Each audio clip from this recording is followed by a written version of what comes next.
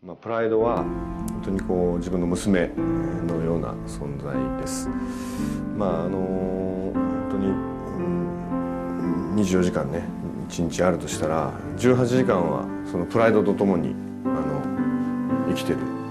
そのプライドのために自分自身が何ができるのかってことを毎日考えてほぼこの10年生きてますのでですね、本当にかけがえのない娘のような存在です。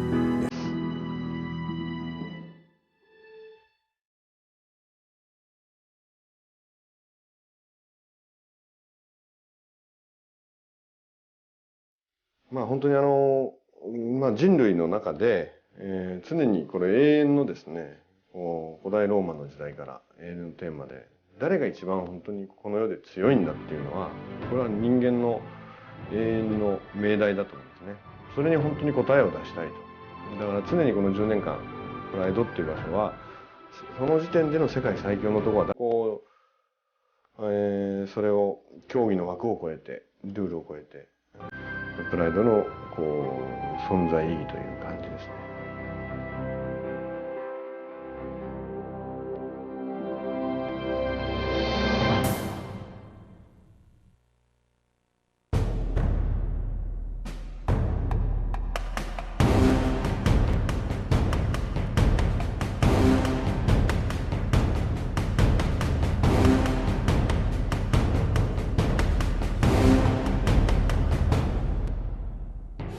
In October of 1997, Pride Fighting Championships made its debut at the Tokyo Dome in Japan.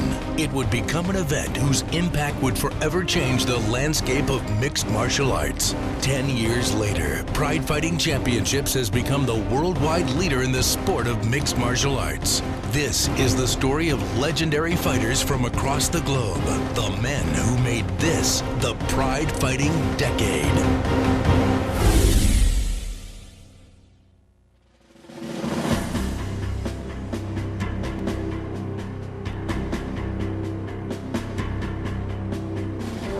The first Pride event was a landmark.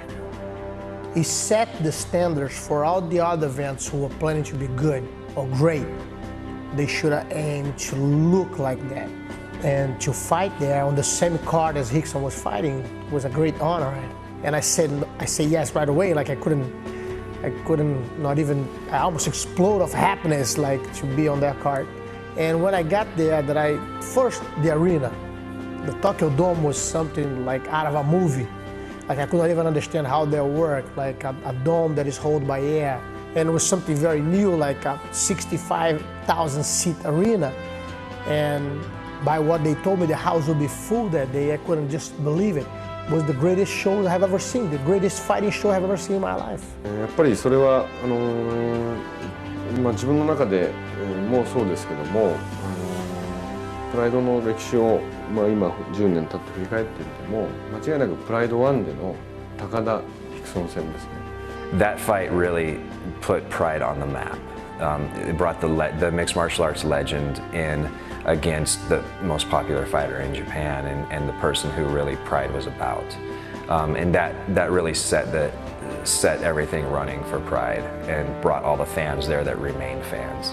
Rickson Gracie, being the very skilled fighter that he is in Brazilian Jiu-Jitsu and coming from the famed Gracie family, you know, that's the stage. Pride is the stage for the world's best fighters. So Rickson Gracie, Pride 1 makes sense. Now Takada, coming from the pro wrestling world, that's where the spectacle comes in. You know, the huge entrances, the great show openings, the fireworks, the music, the whole pro wrestling show comes from Takada. So you got the best of showmanship from the pro wrestling with Takada with the best fighters in the world, and Rickson Gracie representing them, and Pride 1 was the launching pad for what you see today, and it's just getting bigger and better each year. But it all started back in the day with Rickson and Takada.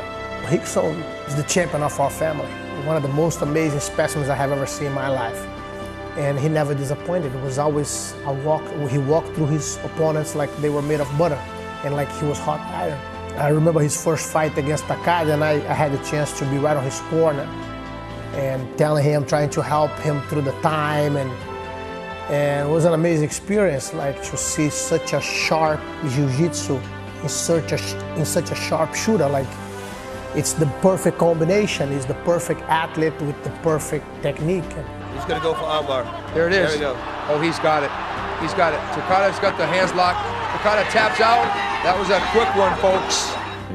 なぜならその高田信彦とヒクソンの試合で高田信彦がヒクソンに勝っていたらそのプライド1はプライドっていうものは1で終わってたんですね。それで完結してしまってて、次に高田信彦がヒクソン・グレイシーとリベンジする必要もなかったし歴史は続かなかった一夜限りの、夢の舞台で終わってたのでそこで高田選手がやっぱりヒクソン・グレイシーという選手に壮絶に4分47秒でですね負けたというその圧倒的な現実がリアルな現実が、あったからこそ今のプライドの歴史があるので、私にとってもプライドにとっても一番大切な試合は間違いなく第1回目1997年10月11日の高田ヒクソン戦だと思います。And I remember, like, after the event, we sat down to talk a little, and he was like, hey, could you believe how beautiful that event looked, how perfect everything was, how the timing and everything was insane. そうだね。まあそれまでやってきたことが格闘技ごっこだったなっていうね。本当にこういろんなことが絡み合って重なり合ってプライド1のヒクソン戦にたどり着くわけだけど、まあ、その時点で初めてだね。格闘技の総合格闘技のまあ深い先の入り口にやっと立てたなと。If it wasn't for that fight, there wouldn't be a Pride. It sort of set a standard for creating super fights, and I believe it also set a standard at the time for wages and purses paid to fighters. And it was not just a couple of top fighters, it was two superstar personalities getting in the ring at the same time. It's difficult, like people may watch a tape today and a DVD and I don't believe they will ever grasp the whole concept that we had the chance to see. Because me, Rickson, and some other guys, we had the chance to have the best seat in the house, inside the ring. So I look at that from inside the ring. I look at my opponent across the ring and I could see the whole arena pack of strange faces, but to me it was very reconforting the fact that I was at home on my habitat, which is inside a ring. You know, that's why when I finished, I just couldn't see no other place that I could go fight but Pride, because it was everything perfect.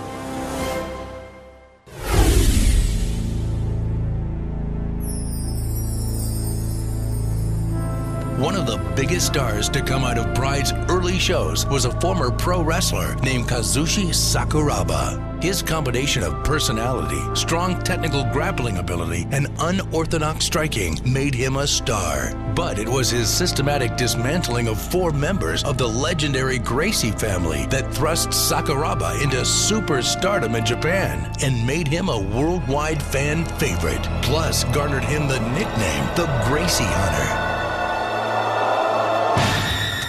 Kazushi Sakuraba was a stone in our shoes, like we say. He was one of the most amazing fighters that came from Japan, and the most amazing was his ability to play smart. Like, he was able to adapt himself and to figure out ways to break his opponents, and he was very successful in anything that he did. You see, the people that he beat was amazing. Like, he beat people that outweights him for over 50 pounds, and he was able to go through them, you know. He's just a legend in the pro wrestling world, but also known as an incredible athlete and amateur wrestler and catch wrestler. And here comes Kazushi Sakuraba. Nobody really knew much about him. They'd seen that he'd fought a few times in Japan. He fought in a cage fight. And then he comes out and he's just all over these guys. Carlos Newton, Vernon White. He's got him. He's got the armbar. He's Sakuraba. Oh my God! Out of nowhere, Kazushi Sakuraba has submitted Vernon Tiger White with a straight armbar out of nowhere, boss. Sakuraba, fun fighter to watch. I like he's always going for something, always trying to finish a fight. Makes exciting fights. Because you know, coming after him and sprawling well, but Sakuraba going for that single, and he gets it. Got him down. Sakuraba going for the... Oh, he's... Got him. It's over. Got him on a calf crank. It's over. I wouldn't mind facing him again because, you know, when the first time I fought Sakuraba, you know what I'm saying, I was kind of fucked up. I don't want to make excuses. Everybody think, you know what I'm saying, you make excuses when you lose and shit. But sometimes, goddammit, you lose for a reason. And my reason why I was fucked up, you know what I'm saying, I had to lose 26 pounds. He got the choke. It's over. It's over. It's over. Kazushi Sakuraba has choked out the wild man, Quinton Rampage Jackson. I want to fight him when I'm 100%, so I kind of want to fight him again.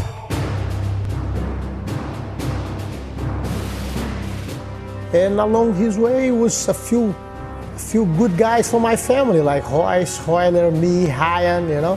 And it was amazing that he was able to pass through every single one of us. That was fantastic, you know, that was electrifying, you know. Not for the Gracie family, but for the rest of the world in Japan it was. You know, I mean, you had the greatest name in submission fighting, you know, versus this unknown Japanese kid. And he came to fight, and he did, you know. And the Gracies all fought, but a couple of them just couldn't keep up with this kid. And watching and being there when Sakuraba would fight a Gracie and watching what happens to the crowd when their hometown hero, the local favorite, beats a guy that's supposedly supposed to be this with his great last name, his great name, all of a sudden he wins and it's incredible. It's this huge upset. Bam, takes the first one right out. It wasn't even competition. Oh no! This is not good for Royler. The referee is waiting the fight off. The referee has stopped the fight. Even though Royler didn't tap, that was by far the best submission. Just the way that Sakuraba was able to submit a Gracie, a great Gracie in submission, a Gracie that is probably one of the best Gracies in my mind in the pure jiu-jitsu game. He went after, took it to him, and beat him in his own game, and got the ref to stop the fight. The Sakuraba-Gracie rivalry is bigger than mixed martial arts. It goes back before mixed martial arts when Kimura went to Brazil and fought Helio Gracie. And so there's been a Japan-Gracie rivalry going on since before Pride was around and since before the Gracies that are currently fighting in Pride were born. So when Sakuraba fought several of the Gracies, that was a continuation of things that had already been going on. And actually, you know, that it's not just a Sakuraba-Gracie rivalry, but it's a Japan-Gracie or Japan-Brazil rivalry that was started really by Helio Gracie back with Kimura. It became a rivalry because stylistically it was a great matchup. And Sakuraba had great cardio. He had a great style of stop jiu-jitsu, like I said, but he also had the ability to stay calm during a fight because he kind of knew how the pace of the fight was going to go. That rivalry really happened just because stylistically he could beat those guys. And he went through and he really went on tear and ran through all of them. Ryan Gracie gets in there. He starts spanking him in the middle of the match. Spanking him. Unbelievable. Every fight this guy has a trick. It's like, hey, I'm just having a good time out here and you guys are along for the ride. I think one of the most important Pride fights that upped the ante, you know, took it to the next level, was Sakuraba versus Royce Gracie. You know, that made it an outstanding promotion. You know, made it the #1 promotion in the world when that fight took place. Because those two guys fought for over an hour, you know, and the fans are in it the whole time. In the long run. Oh, down they go, and he's going for the knee bar. Oh, and he missed it. Oh, he missed it. Nice. His kicks there actually. Good right hand. Pretty standard with the time with Royce Gracie. He got to pick how the fight was going to go, the rules. It was really an unusual scenario, and I remember at the time that the Japanese were really actually upset about it, and they felt like, you know, I don't care who you are, you don't get to be treated different from everybody else in this entire tournament with the way you want to fight. But Royce Gracie said, or Kazushi Sakuraba, excuse me, said, fine, whatever rules you want to fight under, we'll fight under those rules, and I will beat you at your own rules. And he wanted to go, he wanted unlimited time limits because he was, you know, Royce Gracie, I guess, at the time, and he felt that this was going to be his way to win the fight if need be. This was always going to be in his favor. And he went out there and go ahead, we'll go 90 minutes, and they went 90 minutes. They went as long as Royce wanted to go, and eventually Royce had to give up and throw the towel in. He's throwing in the towel in. Kazushi Sakuraba has Gracie quit. He made him quit.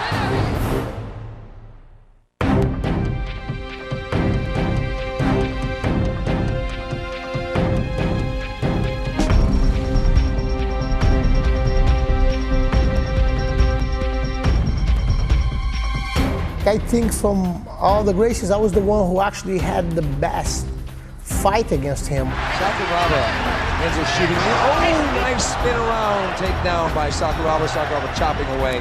Oh, cartwheel! Almost at the leg. Ends up pushed up. Oh my God. I was able to actually be winning the fight all the way to those last 17 seconds that he was able to surprise me with an arm lock. Oh! What a great move by Sakuraba. He's getting into side control. And it's funny because I remember I had my arm caught and I knew that I couldn't relieve the weight out of his back.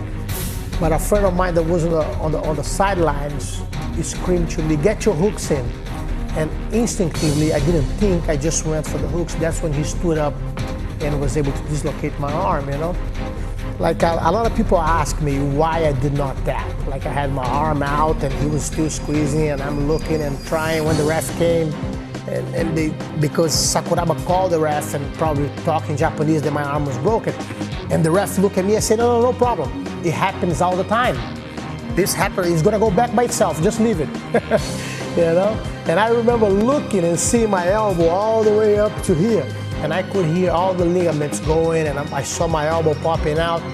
And I remember like, clear like today, like not even for 1 second, I thought about giving up. But it was an unbelievable move and I was very glad that if that happened to me, it was with someone with such a valor like him, you know, it made me admire him more than I already did before. Many people make excuses when they lose. I have only one. He was better than me tonight. I wish him all the best.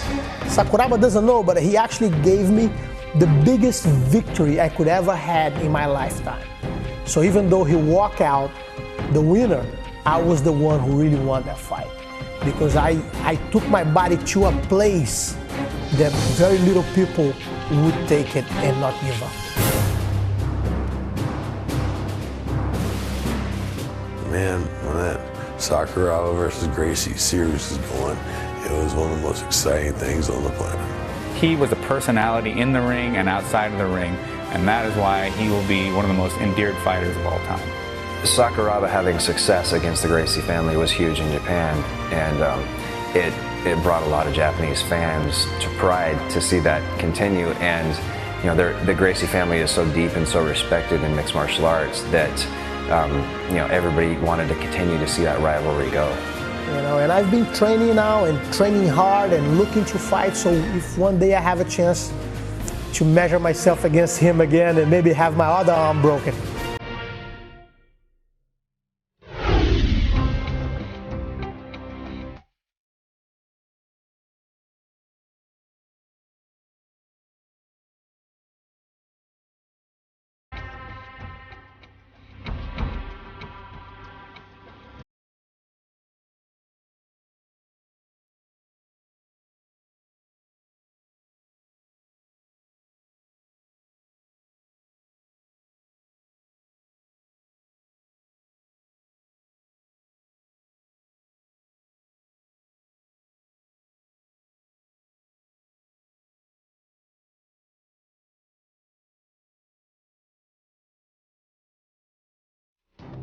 The annual Pride Grand Prix tournaments are the pinnacle of all that Pride is trying to accomplish within MMA, within its various different cards. It doesn't necessarily showcase who is the best fighter in the division, but I guarantee the guy that wins that is going to be right up there. Then the next tournament comes around, and whoever took third might win it. This is why we do this. We want to be the best guy, we want to be the best fighter, and the only way to be the best fighter is to fight everyone. It can create stars out of nowhere. It can jumble up all the rankings, and it also adds another prestigious title that anybody can get a shot at as long as they're, you know, they've been doing their dues. Maybe they're not the top guy at the time. Maybe they're not going to get a title shot, you know, maybe for a little while. They've won some, lost some, but they're tough. They get into a Grand Prix, they fight their way all the top and win it. That guy wouldn't have got a chance at a title otherwise. But here he is, and he showed that he really is championship quality. So that's what fighting is, man. Pushing yourself to the point where you just want to snap and quit. They're like an Ironman tournament.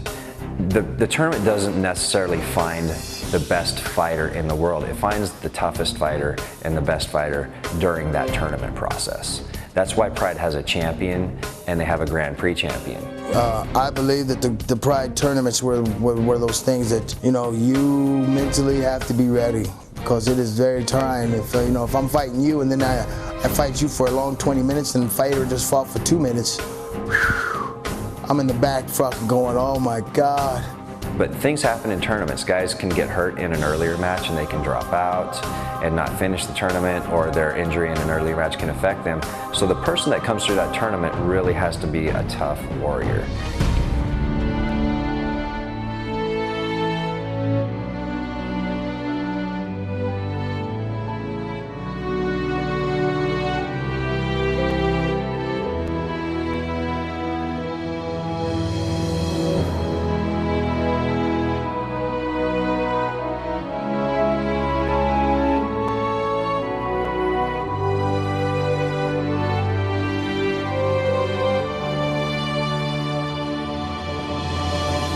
Pride's inaugural open weight tournament, the 2000 Grand Prix, brought together 16 of the world's best fighters in order to answer one question: who is the world's best fighter? Pride was now center stage for the world's top mixed martial artists.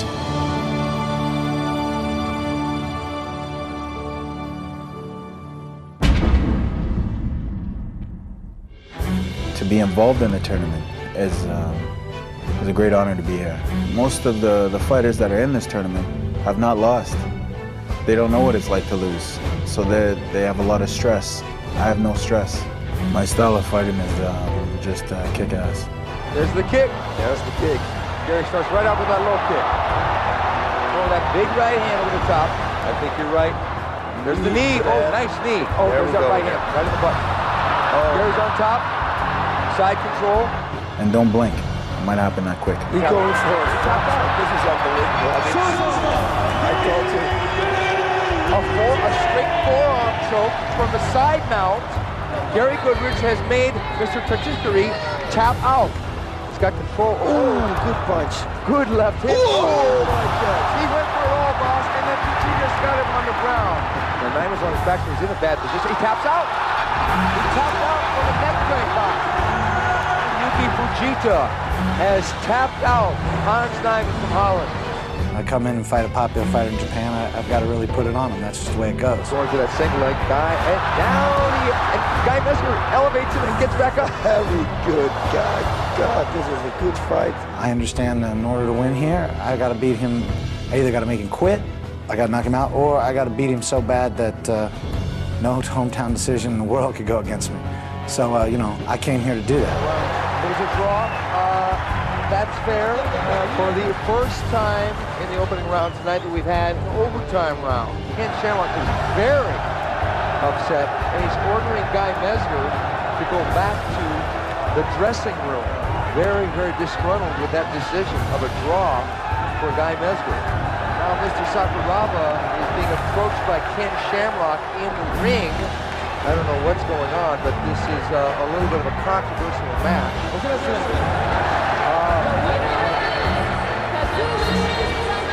they were announcing is that he lost his will to fight. That's why Sakuraba won. Now that's what they say, but it's not what we saw. I've been training for this for a long time. Coleman knows he goes for that double leg. Satake tries to sprawl, and there it goes, Coleman with a double leg takedown. I've been trying to get back to the top of the sport for a couple years now. I've dedicated my life to this, and I'm ready to go. Coleman trying for that neck crank. Satake tapping out on a straight neck crank. Like I said before, there's a difference between training up there with neck cranks and then getting into the ring with one of the strongest competitors in the Pride Grand Prix 2000, Mark Coleman, getting a big victory.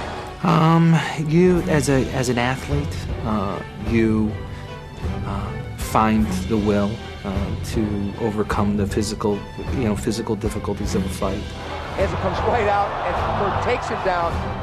It's very difficult. I haven't won a three-man tournament since I first started fighting, and I know that you have to have the conditioning, the preparation, and you have to have a lot of luck on your side too, to get through each fight without getting injured, and to being able to move on. There we go. Mark Kerr on a majority decision.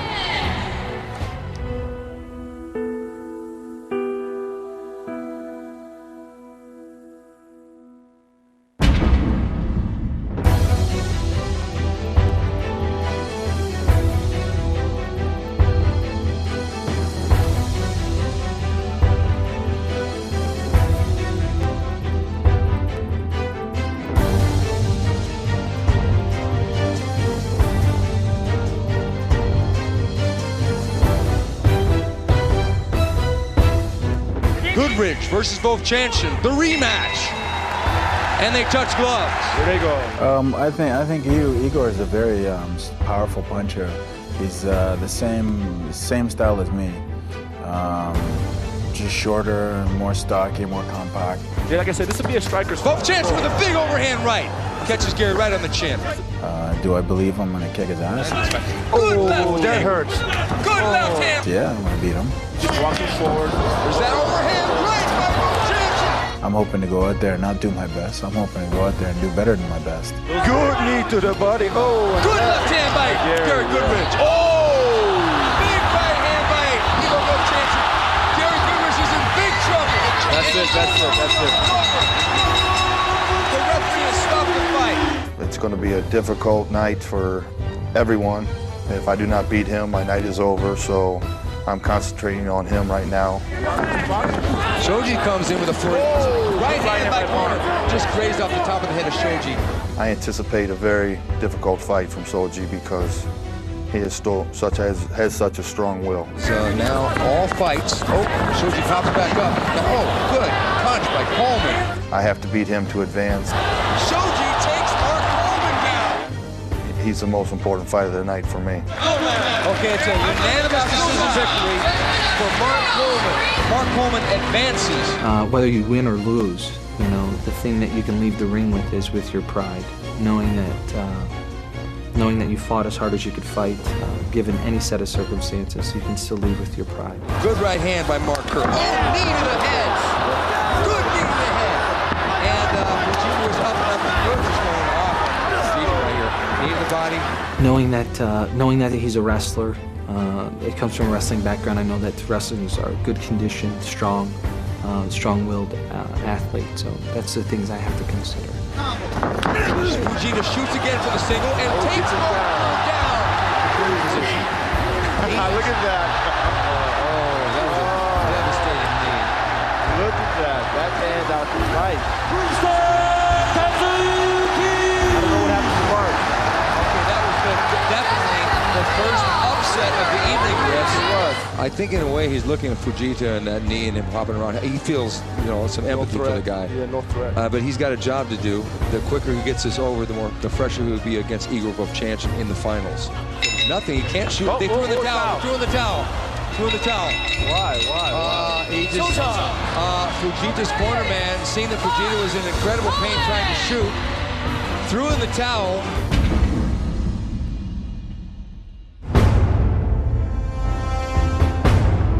The most was on the line. Everything was on the line. The world title was on the line. I dreamed all my life of becoming a world champion. Hadn't quite made it. Took second in the world in wrestling. But this one really, the winner of this was going to be ranked #1, considered #1. This is what I wanted. So here we go. Will it be a boxing match or will Coleman shoot? We'll soon find out. Here he comes. There's the shoot. We knew it would happen. He drives in, takes Igor down into the guard. It was supposed to be a 20-minute time limit. When they turned it into a no time limit match, I became a little concerned because I wasn't really sure how I was going to find a way to finish this guy off. Throw that knee. This is a bad position for Eagle Rope Championship. This is like her. Oh my God! It's the opposite because Well, Chip was in the bottom last time. Bring him straight down, straight down. We're facing down, and that's illegal. Now into the top of his head. There you go. But if he blocks him, it's going to still tap. Eagle Rope Championship at the time undefeated, feeling him tapping on my stomach, was just overwhelming. Every feeling imaginable was happening at the time. Go back and check the footage out. I think I showed really a little uncontrollable for a second. It was awesome. Oh, he got him. This is great. He made Eagle.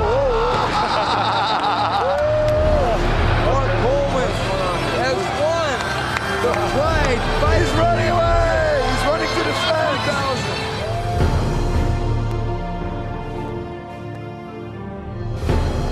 I feel like the luckiest man in the world right now. Thank you for supporting me. When I was so far down, I had climbed back to the top. Give the fans their appreciation. Thank you, Lord Jesus Christ. Wow, what more can you ask for? I remember saying that I felt like a lucky man at the time, and I was a lucky man. Sometimes you create your own luck. I prepared very hard for that. I worked really hard to come back and let people know I wasn't finished. And sometimes luck has to fall your way. I'd rather be lucky. Here he shows up in Pride and takes out the entire competition. It's that sort of magical moment that can only come from something like that, and those tournaments are really important, I think, in MMA and in Pride especially. It's part of its nature and its being. I was a UFC champion, and then I became the Pride Grand Prix champion. I would have to say, just by a little bit, they're both great, but winning the Pride Grand Prix champion with the level of talent that was in that tournament, to come out as an underdog and win that thing after being counted out, winning the Pride Grand Prix champion probably is the greatest sports moment in my life.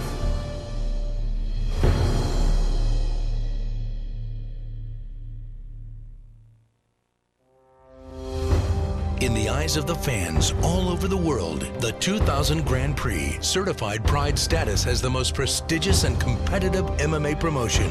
Pride became the place for only the most talented fighters to come and test their strength, skill, and dedication to their art. The next generation of great fighters found themselves competing in the Pride Ring. This collection of elite fighters would lead to some of the most memorable battles in MMA history.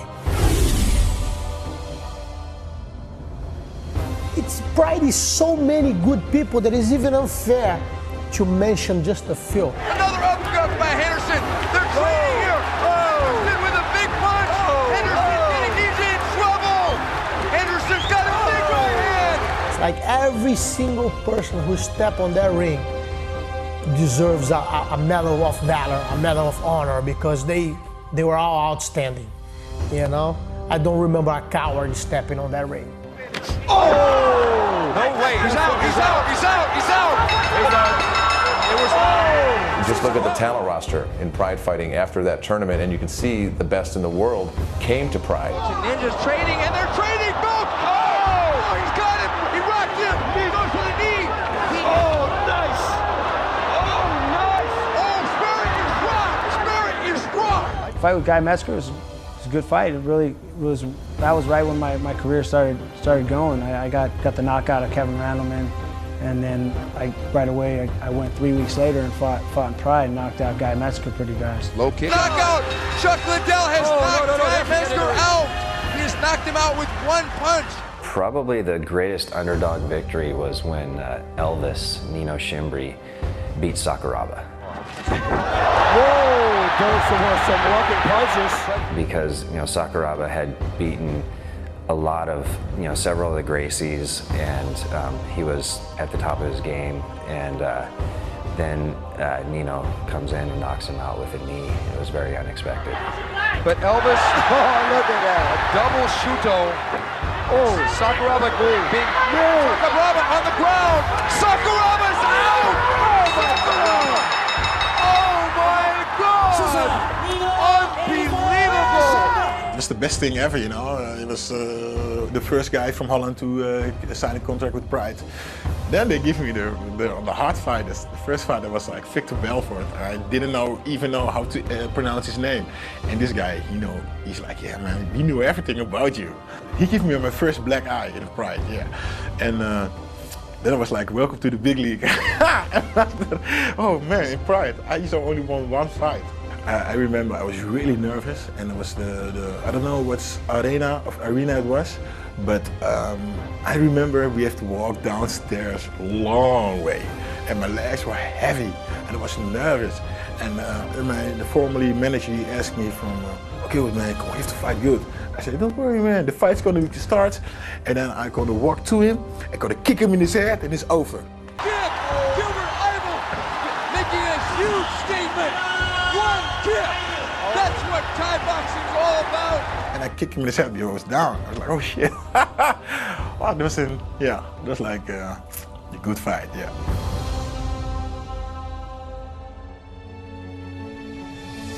He's knocked out Ishikawa. Quentin Jackson coming out rumbling in the first round. Ishikawa leaving it all on the mat. I don't know why I tried I don't know what I did wrong either. I was sitting there trying to push him across the ring to take him down. I'm like, I wanted to stand up and knock his head off because I'm better than these. Oh! It's a bad situation for Randleman. It's bad. Randleman is almost gone. Oh, it's gone. Whoa! God! Whoa! I fought terrible. And Quentin Jackson, my hat's off to you, beat me. In August, we're gonna get a rematch again. I made sure of that because we're gonna be the first fight. Okay, now expect Keith Haring to land a hard punch here or a hard kick. He's fired up. Ericsson's bleeding. Oh! Big left roundhouse kick right to the rib. He goes for the high kick. Erickson shoots. Erickson down. Keith Haring has his back. He's going for the choke. He's got the hooks in, Eddie. He's got the hooks in. Ericsson's in trouble. It's almost over. It's almost over here, fellas. He got it. It's over. Unbelievable. Big upset. Big upset. Keith Haring has choked out Tom Erickson, derailing his quest to be the world's greatest fighter. You know, probably the fondest memory of Pride was being able to fight Ken Shamrock. Don't expect them to shake hands here. Shamrock was tough. He didn't want to have anything to do with me because I don't think he respected me enough. So I turned the volume up a little bit, and I started insulting him and everything he ever did. And it made him mad enough to where he decided he's going to fight me. And we went out there and we fought for 20 doggone minutes. No touching gloves. Oh, they're going right to war in the center of the ring. Clinched up. Oh, body shot. Sucker punch. They're going to be Friday punch. They're brawling here. We left it all out there in the ring. You can't fight somebody for 20 minutes and still come out holding a grudge. If you do, there's something wrong with you. Ken trying to brawl here. Oh, there he goes. That's right. But Fry not landing cleanly. Oh, they're going to go here. Oh, he knocks him. Done Fry. Knocked Shamrock down. He knocked him down. You know, we got it all out and done with. And we don't send each other Christmas cards or anything like that, but, you know, it's, hello, Mr. Shamrock, how you doing, sir? And I shake his hand when he enters the room. 9/23/2001, and, you know, 2 weeks after the attack on the World Trade Centers.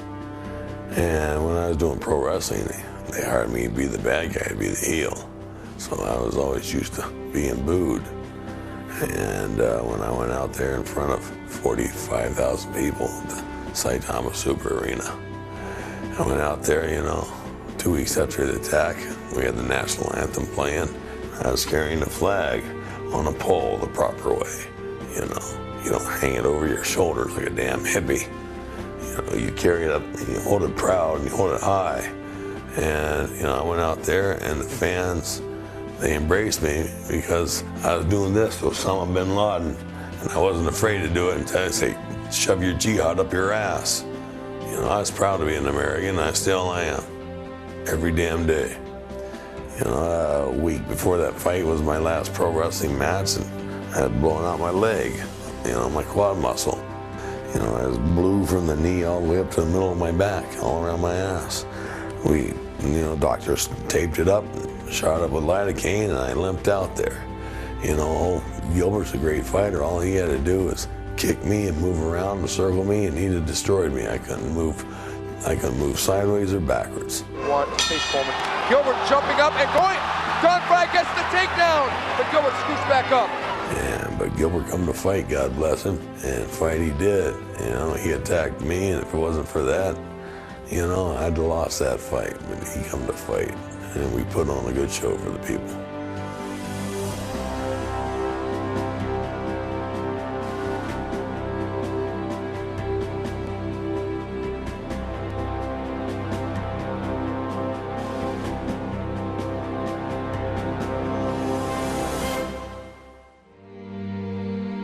Igor Vovchanchyn versus Francisco Bueno. That thing, I cannot see that knockout enough. I have seen that thing a million times, and every time it just like blows me away. Down as it's falling, and every time I see that guy, that log start hitting the floor, oh, you gotta be kidding me. No wonder everybody was so scared of that guy. You know, that was just fantastic. You could just feel that thing go down through the ring and come out through the TV set. I don't think it's anything about my background. I think it's just personalities. I mean, when I'm in a kind of pressure situation, that's just how I fight. Some people fight very good in training. When it comes to pressure, I don't really know why it is. I'm just glad I've got it, to be honest. Thus far, and here we go, and Thompson right away pulls into Emelianenko like a house on fire, and this is a slugfest. I told you. And Thompson is rocked by Emelianenko. Big time, and it's over! I mean, that's how I fight. Luckily, I fight like that. I always fight 100%. I always come 100%. I'd rather give 100% and leave with nothing rather than kind of half-half. I think the fans appreciate that, and I know that's a kind of fixed well. So I don't really have to worry about that. I just come and do what I do.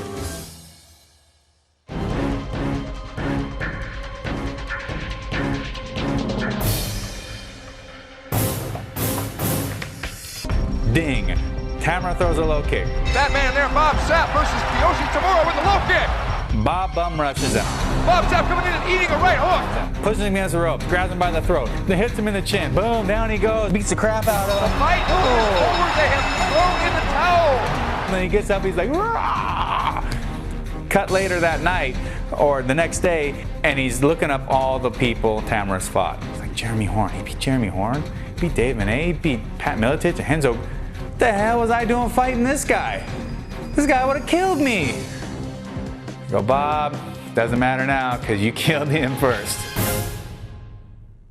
The best submission that comes to mind was Carlos Newton's armbar on Pele, and it wasn't the most fantastic submission. You know, there's a lot of arm bars in Pride, but the way it happened, he basically came back from the dead to get that arm bar. He got hit with a knee that dropped him. Misses wildly. The knee. Oh! Big knee!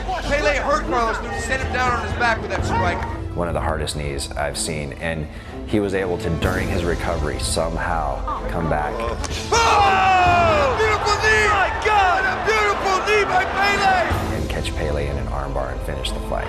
Carlos trying everything he can to armbar Pele. Yeah! Oh my God! Oh my God! Beautiful!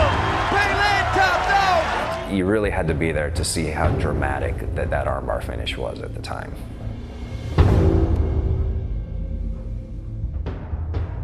Greatest underdog victory in Pride that sticks to my mind right off the bat is Ryo Chonan versus Anderson Silva. Anderson Silva was the middleweight Shooto champion before moving into Pride.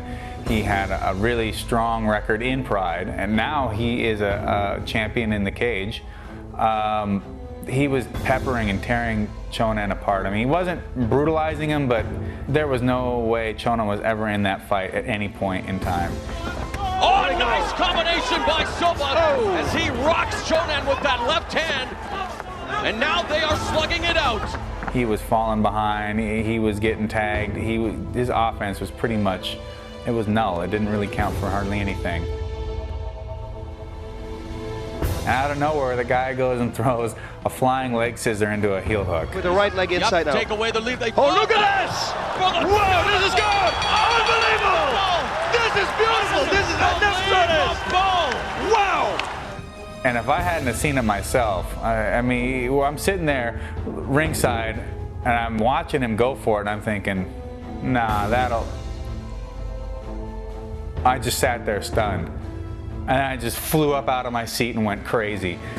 I lost my mind, and it just out of nowhere, he pulls off some move that, I mean, I could probably count on one hand the amount of times I've ever seen it really work, or, you know, utilized effectively in MMA.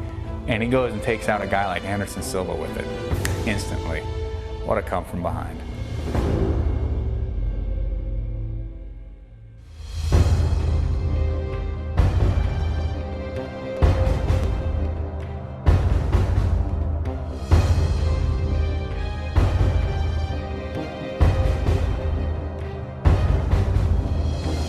I was lucky enough to be involved in a fight against a big old boy named Takayama. We walked out there and looked up at that big old Japanese boy. Said, "Fry, what the hell did you sign your name out to now?"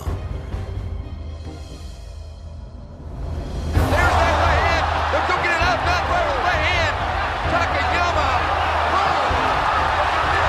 Look at this.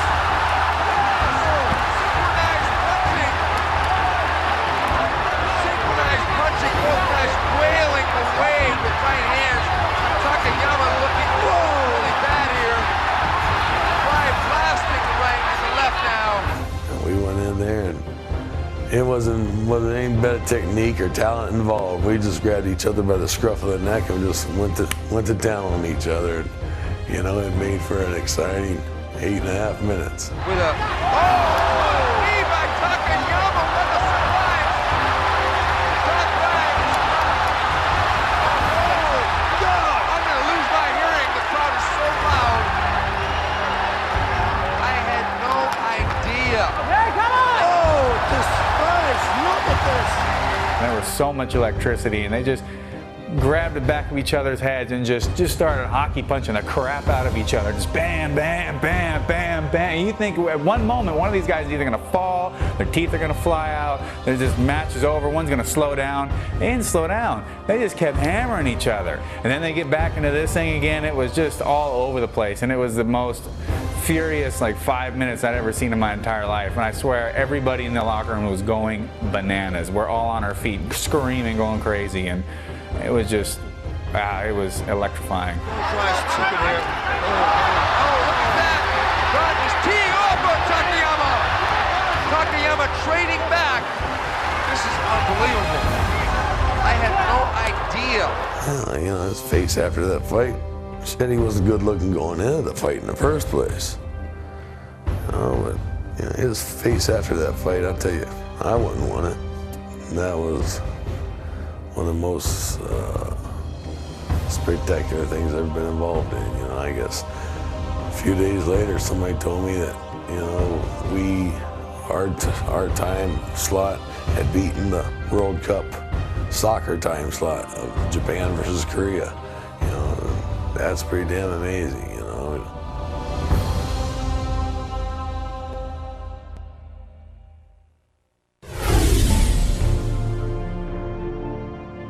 On November 3rd, 2001, Pride 17 was held, which was a historic event in Pride's history that would crown the first of two champions in both the middleweight and heavyweight divisions. Sakuraba down. Sakuraba's going to be knocked out. He's going to be knocked out. Oh my God, the referee goes to Floyd. Unbelievable. Henry Silva has stopped Kazushi Sakuraba. Kazushi Sakuraba sought redemption and the middleweight belt in the highly anticipated rematch against Silva. Coming off a submission win against Quinton Jackson 3 months earlier, Sakuraba came into this fight knowing that he could win, even against a larger and physically stronger opponent. At the time, Silva was 9-1 in his last 10 fights and was proving to be a dominating force in Pride. Vanderlei blocks by Mesmer. Mesmer's in trouble. Mesmer's in trouble. Deep trouble. His aggressive style and devastating knockout power made him one of the most intimidating fighters to ever set foot in the Pride ring. In the end, one of these fighters would become Pride's first middleweight champion.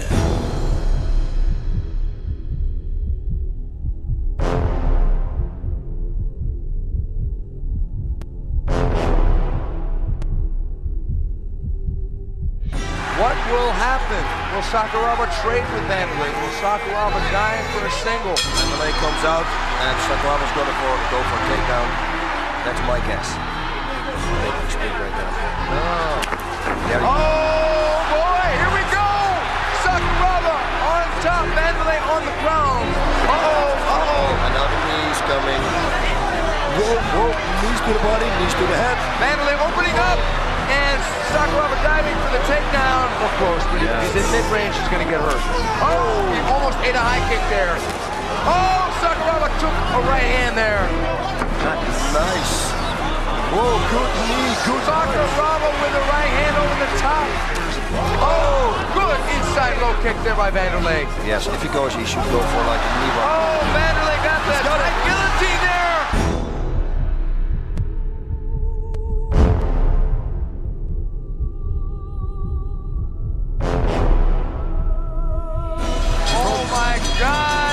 The fight is over. Kazushi Sakuraba sustained a shoulder injury. He dislocated his collarbone, it looks like. Okay, Vanderlei Silva now sits on top of the Pride middleweight heap.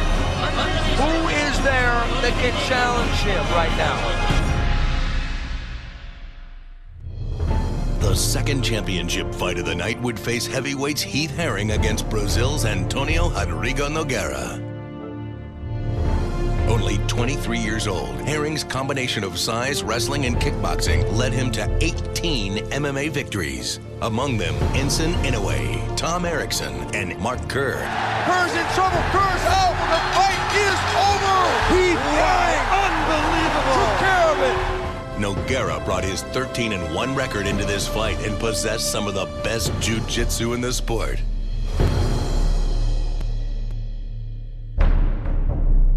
This is the one the whole world has been waiting for. This is the Pride Heavyweight Championship, the first ever Pride Heavyweight Championships. Okay, here we go, round one. Herring versus Nogueira for the Pride Heavyweight Championship. Herring coming right out throwing punches. They're trading here, folks. Big kick by Herring. Nogueira goes for the takedown. Uh-oh, there we go. But he's not that good. He's not. Oh, he got out. Get up, stand up. Stand up, man. Oh, he almost got triangled there. He almost got popped out. Oh, Nogueira landing a good left hand. He rocked Heath standing. Nogueira really improved standing. Look at their trading here, folks. They're wide. They're going for it. He threw an overhand right. What a war. Nogueira should take with the hands because he got good hands. Whoa, and a body shot. Nogueira on top. Oh no! Nogueira has mounted Heath Herring. Armbar coming. He's going for an armbar here. He's pulling out. And Heath's to their feet. Unbelievable. Heath Herring got out of a world of trouble there. Oh wow. Antonio Rodrigo Nogueira has won the Pride Heavyweight Championship with a unanimous decision over the very tough Heath Herring. That was, you took it right out of my mouth, that was the best heavyweight fight that I have ever seen in mixed martial arts, bar none.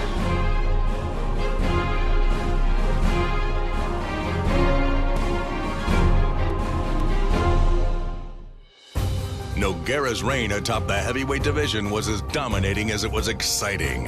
Really, his game really came up from that point. Nogueira, again, just like Vanderlei Silva, really established himself as one of the faces of Pride, one of the people that when you see them standing in the ring, you think of Pride. Really, really difficult to beat him because he's a force to be reckoned with. You can't beat him up on his feet, you can't take him down, and you have a really hard time submitting him. Now add the size of his heart the fact that he's always in great shape, and that no matter what you do to him, he never gets rattled. He always is still in the game. You can hit him, you can punch him, you're 10 seconds away from knocking him out. He's still able to fight. Without a doubt, he is probably the greatest submission fighter the heavyweight rank has ever seen. In fact, I christened him the submission magician because no matter what position he is in a fight, from the top, from the bottom, when you think he's in trouble, he'll pull something out and amaze everyone with his sublime submission skills. And you talk about the ground game in mixed martial arts as being a game of human chess. Well, he's a grandmaster. You can liken him to Bobby Fischer, if you will. He's a tremendous fighter and a guy whose resilience is second to none. When I was 11 years old, I got hit by a truck and I stayed for a couple of days in coma, and I couldn't walk for almost 1 year. I was in the hospital for 11 months and I had a really hard time that time. And after that, I had to rebuild my body again, But before that, I used to do judo, That's give me a good motivation to come back to the sport and rebuild my body. And to come back from something like that and become a world champion fighter, it just shows you what a human being he is, how resilient he is, the intestinal fortitude that he possesses. My first MMA fight I took because I have a car payment to do it, and I have no how to make that money to pay my bills. And that's why I started. But after I made one time, I saw was very nice to make a mat. It was a big challenge in my life. And I did, and I feel very well. I feel like I can be the world champion then.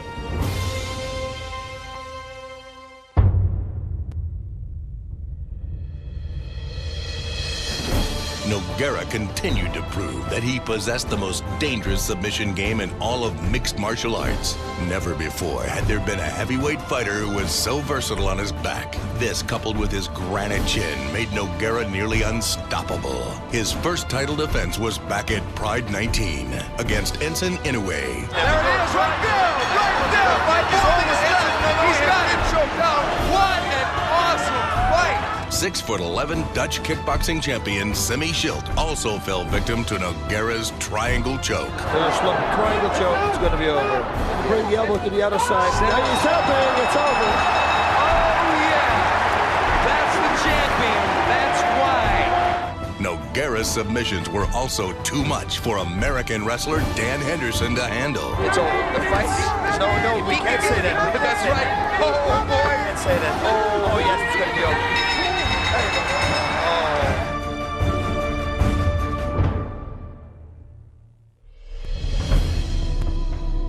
In August of 2002, MMA history was made as over 90,000 MMA fans packed the Tokyo National Stadium to witness one of the most anticipated heavyweight fights in MMA history. 6'5", 350-pound mountain of a fighter, Bob the Beast Sapp. He was an intimidating fighter whose brute strength alone was enough to garner success in the Pride ring. Oh, this is going to be a wild one. We got a 150-pound weight difference. Sapp in the white trunks, and Nogueira shoots for the takedown. Oh! Goodbye! Giant pile driver attempt by Bob. Relax, Bob. Sapp on the bottom again. Beautiful. Nogueira on top for a cage. It's going to be really hard for Nogueira to keep Bob Sapp down. Absolutely. Only fatigue. Experience, Nogueira is. You got to be unbelievably strong to keep that man on the ground. Played a lot into Bob's game. Look at this. That's power. That is nothing. I don't care how much experience you have, you cannot overcome that kind of power. He's got his back. Nogueira's giving his back to Bob Sapp. Don't really any punches by the Giant. Nogueira got nicked by that punch. He's got to make sure that he doesn't give him that arm. Jumping up!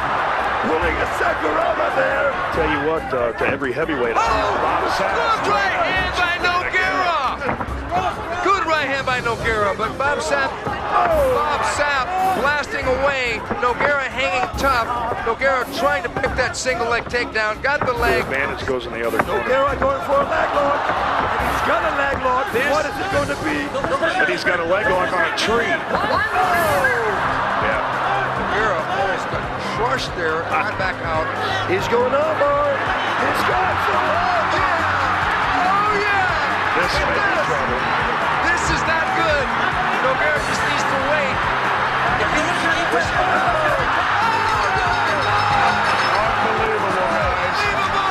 Absolutely unbelievable. Nogueira won over fans and critics alike with his victory over Sapp, showing the heart, skill, and class of a champion. He's one of those guys, literally, if you hit him with a train, he's not going to stop. He's going to keep coming, and somehow, some way, he finds within himself to beat almost everybody. Nogueira's reign atop Pride's heavyweight division seemed limitless as he went to war and came out victorious against all of Pride's top contenders.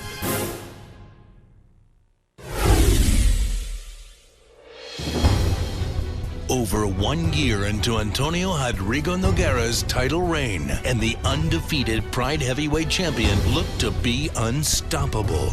Looking to make his 5th successful title defense, Nogueira stepped into the ring with a rather unassuming-looking Russian fighter named Fedor Emelianenko.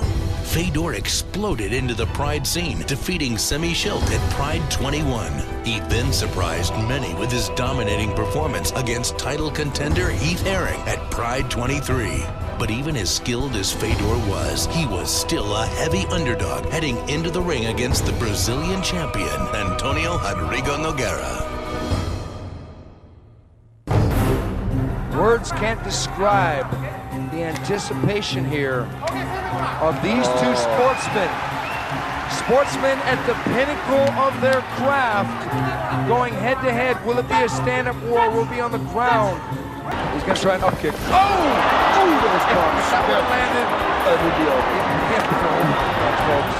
Oh, Babe Ruth right there. It was a strike. Oh, big punches. He's got him stunned here. Fedor, the crowd is going ballistic here.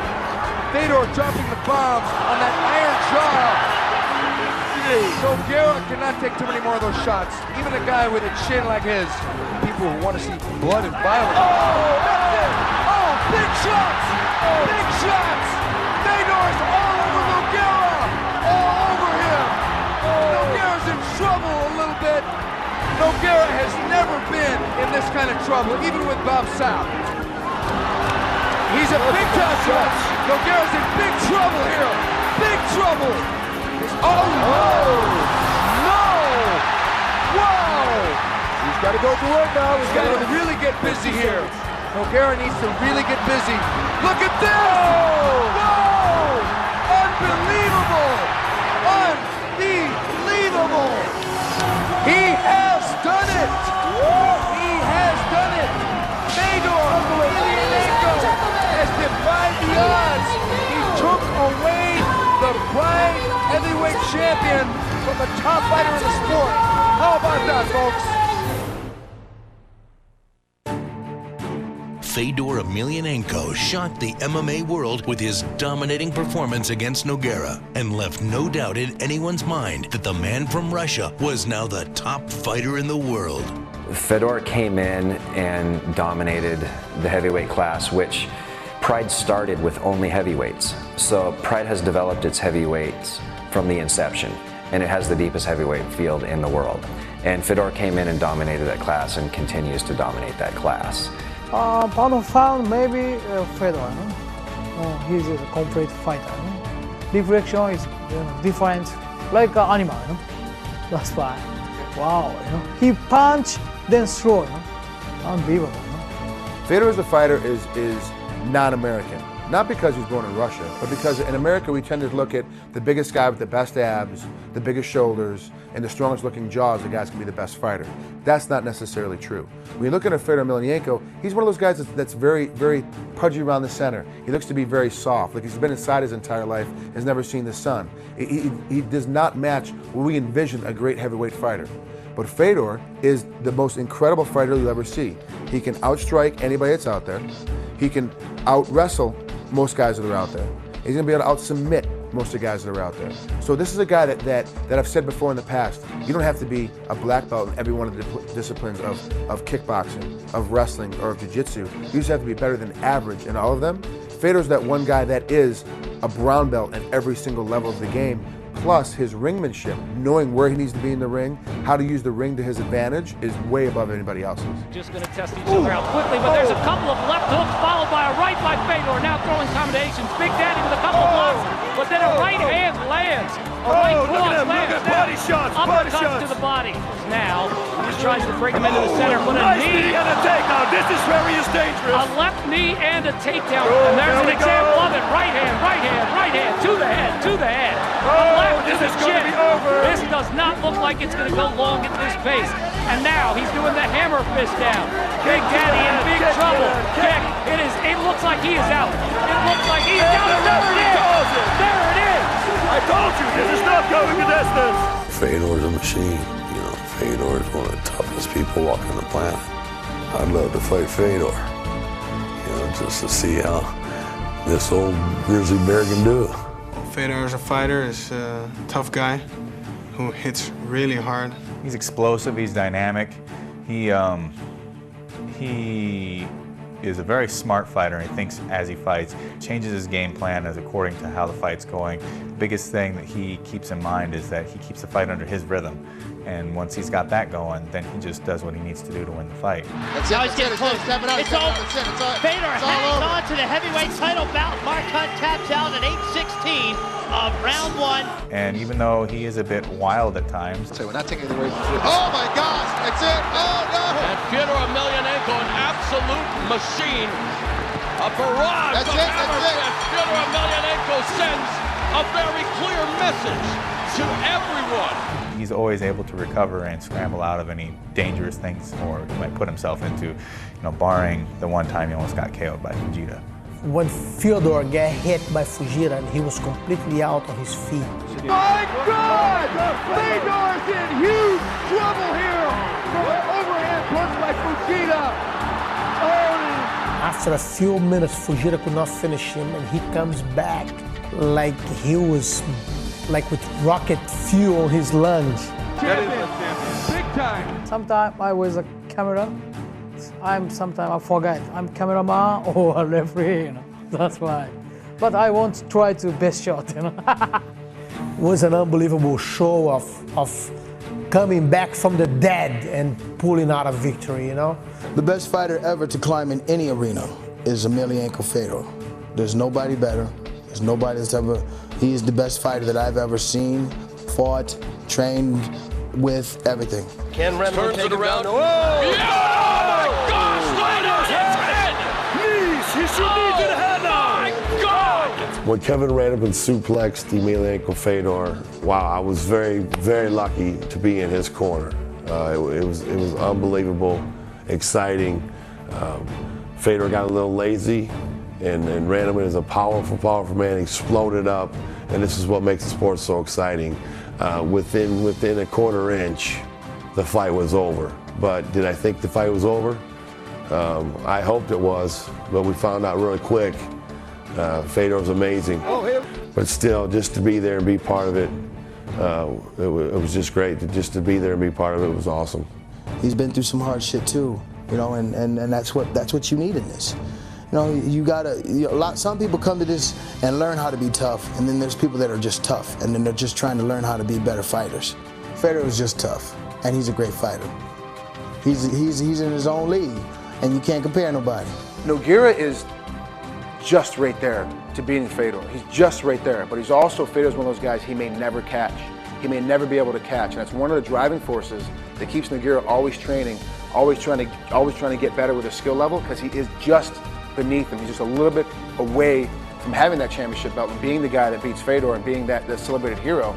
But like I said, it could be one of those things that never happens because Fedor always seems to be just that half a step ahead of other guys. But of anybody at the heavyweight division right now that could catch Emelianenko, it's going to be Nogueira.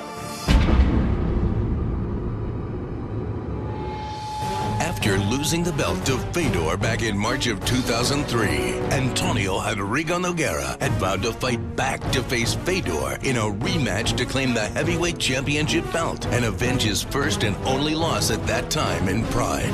And it was now during the 2004 heavyweight tournament that this highly anticipated rematch would finally happen for the tournament belt. But to everyone's astonishment, the rematch was brought to an abrupt stop when Fedor collided heads with Nogueira and received a gash on his forehead that was bad enough to declare the match a no contest. The rematch of Fedor and Nogueira was immediately rescheduled to take place in Pride's annual New Year's Eve show just 4 months later. This unfortunate accident would actually work out to Nogueira's advantage because now not just the 2004 tournament belt was on the line, but also the heavyweight belt. So everything that Nogueira had worked for over the past year was finally in reach if he could just find a weakness in the unstoppable Russian's game. I make lift more weights, you know. I improve my speed and everything else. I improve my boxing and a couple other skills. I'm gonna do my best, you know. I try a couple times. I think the second time was the day of the beat him, you know. I was fighting very well with him, good strategy and everything. And he just changed the techniques on the ground with me, you know. But I'm gonna do my best. I'm gonna beat him very bad.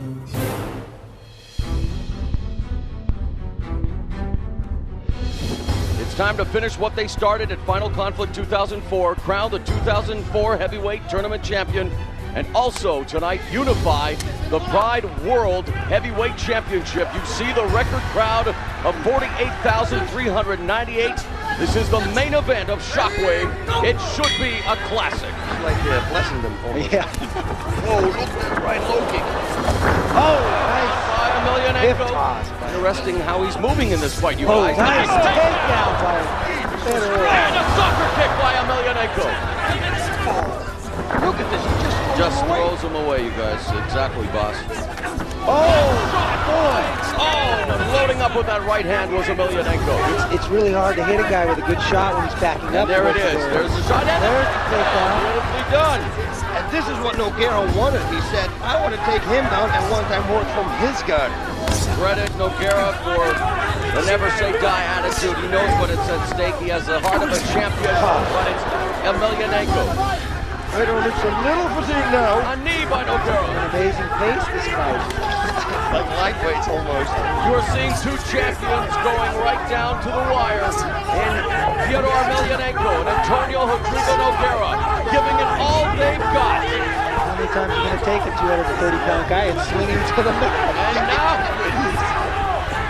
Nogueira, oh, look at that. Waist lock. And there it is, the end of the fight. It was a struggle. Wow. For Nogueira, needless to say, a unanimous decision for Fyodor Emelianenko. The fight showed a much improved Nogueira, but it was Fedor that once again controlled the fight and was able to take the judge's decision to maintain his dominance in the heavyweight division and remained Pride's heavyweight champion, but also added the 2004 tournament championship to his name. Unfortunately for Nogueira, Emelianenko continues to be that thorn in his side.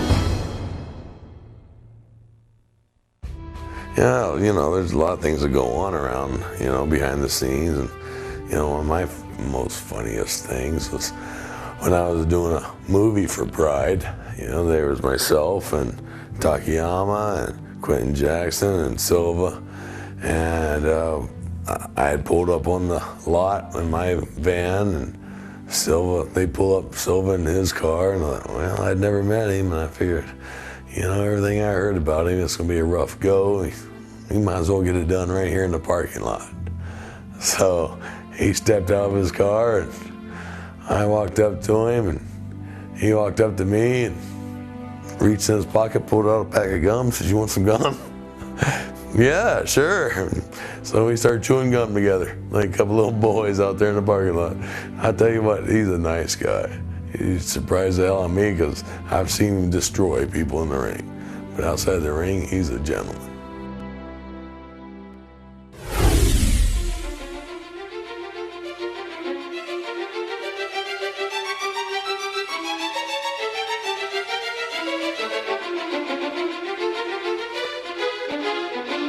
Pride Fighting Championships middleweight champion Wanderlei Silva was quickly becoming the most dangerous striker in all of MMA.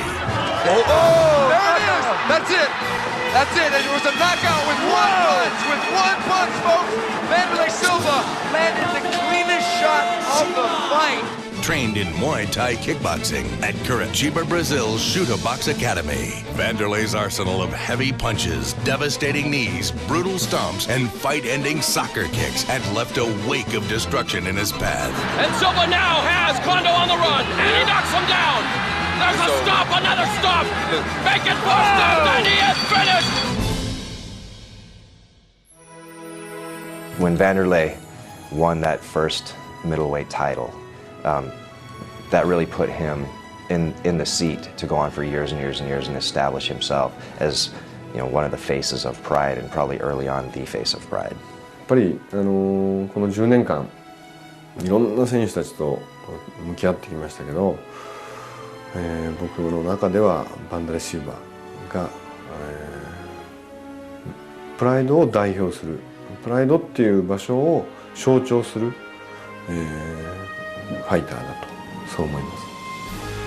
When you look at Pride, you see Vanderlei Silva, you think of Pride. He's the axe murderer. You know, he does the thing with the hands, and everybody thinks of Pride. They see him standing in that ring, and all the highlight reels flash through your head of Vanderlei Silva's knockouts. And there's a kick by Vanderlei. Vanderlei's blasting away, and the referee stops the fight. He stops the fight. Silva taking care of business. You see it from the stare down. Some of the stare downs have scared me the first time. A couple times I saw him, I was like, whoa, this guy must be nuts. Got the shaved head, the tattoo on the back of the head. He looks like he's a killer. And in the ring, he is. Outside the ring, I've seen Vanderlei playing with his son Thor at the Shoot Box Academy, playing and jumping around in the ring with him, and I've seen him be the family man that he is outside the ring. And then when you see him in the ring, it's like he flips a switch. You know, he's an entertainer, but man, he knows how to fight. Into the tag clinch, kind of hard. Oh, big left hook by Silva. Vanderlei Silva has the most vicious knees you've ever seen anywhere in the MMA world, anywhere in the kickboxing world. His knees will battle anybody out there in any sport. There's the knee. Another knee. Oh, look at that knee by Vanderlei Silva. Vanderlei dangerous here with that knee. His ability to put the fight wherever he wants it to go. If he chooses for it to go to that spot, he makes it go to that spot. For 2 years, Silva utterly dominated every opponent that had the unfortunate fate of facing him in the Pride ring.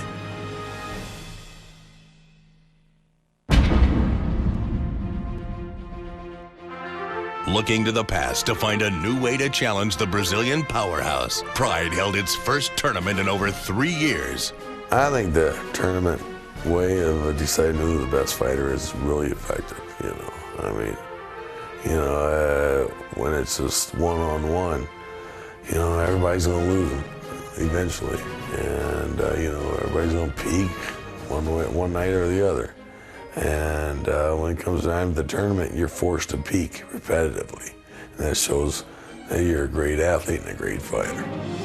In August of 2003, world's best middleweight fighters gathered in Tokyo to find out who would become king of Pride's middleweight division. This was the most talented and dangerous group of fighters ever assembled in a single tournament. But the most intriguing possible challengers for Silva came in the form of 2 dangerous American fighters. The counter-punching knockout artist from the UFC, Chuck the Iceman Liddell, and the king of the slam, Quinton Rampage Jackson.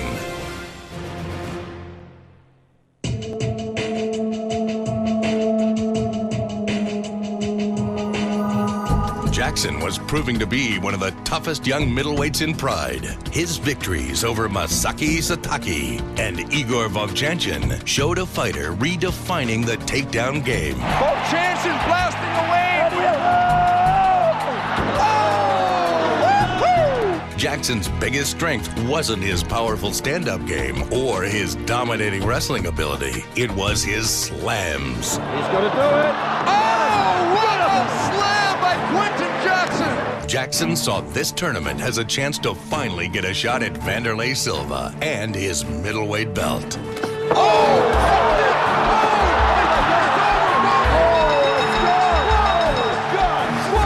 Following his knockout of Kevin Randleman at Pride 25, Jackson called out the champion.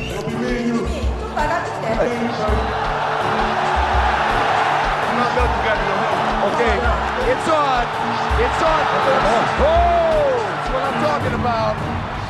As bad blood brewed between Silva and Jackson, fans salivated at the thought of the two meeting in the 2003 Grand Prix.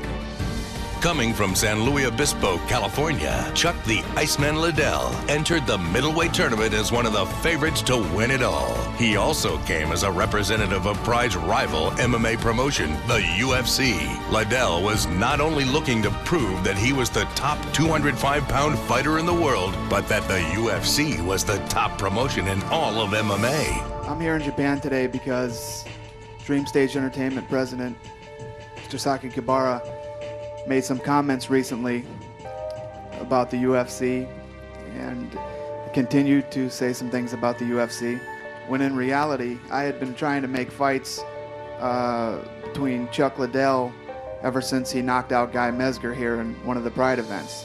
The fight originally that we had wanted was against Vanderlei Silva, the Pride champion, but I see this as a much better opportunity for Chuck to come in and face all the top middleweights in Pride. So when the challenge was made, I was more than happy to stand up and accept this challenge. Chuck Liddell will win the Pride Grand Prix. He is one of the best middleweights in the UFC and in the world. First of all, I want to say that I had to disagree with Dana White and Chuck Liddell. You know what I'm saying? I know that one American would win this tournament. You know what I'm saying? I always bet on black. You know what I'm saying? I like the UFC. Y'all good, but Pride got the best fighters, man. We put it down. We slam them, knee them to the head. You see the best action here, you know what I'm saying? I like the UFC. Y'all good, but Pride is where it's at. Pride is Ichiban. Remember that. I don't know what exactly made the change, but I've been putting pressure on being able to go over there for a long time. I've actually wanted to fight, been asking for Vanderlei for probably 3 years now. So I've been putting a lot of pressure on the UFC to let me go over, and this was an opportunity for me to go over and have my shot in Pride. I don't have much to say to him. I'm here. I mean, I think it's the way the sport should be. The best fighters in the world should fight each other, so I'm coming. Silva versus Liddell was a dream match for many. Two of the best fighters from MMA's two biggest promotions. It was a fight that long seemed impossible, but now seemed imminent. Liddell's opening round, matched up against Alistair Overeem, was guaranteed to produce fireworks. And it didn't disappoint as the two fighters traded blow for blow until only one was left standing. Shot with a left hook and another. Alistair missing with a right. The two now back toe-to-toe, if you will. There's a knee to the body, another knee. A counter with the right hook by Chuck Liddell. Oh, and another left. Who looks to be a little hurt right now. He looks like he is hurting a little bit, but I'm sure he has been in these situations before, Dana, and bounced back. Looks like he is a bit tired, no question about it. There too. Two rights, and that's two rights, three rights, and a knee. This could be the end of the fight. Definitely hurt. Liddell now. Chuck Liddell. Unbelievable. Liddell's knockout of Overeem further fueled the rivalry between Pride and the UFC, and a Silva-Liddell meeting in the tournament finals was just around the corner. I'll fight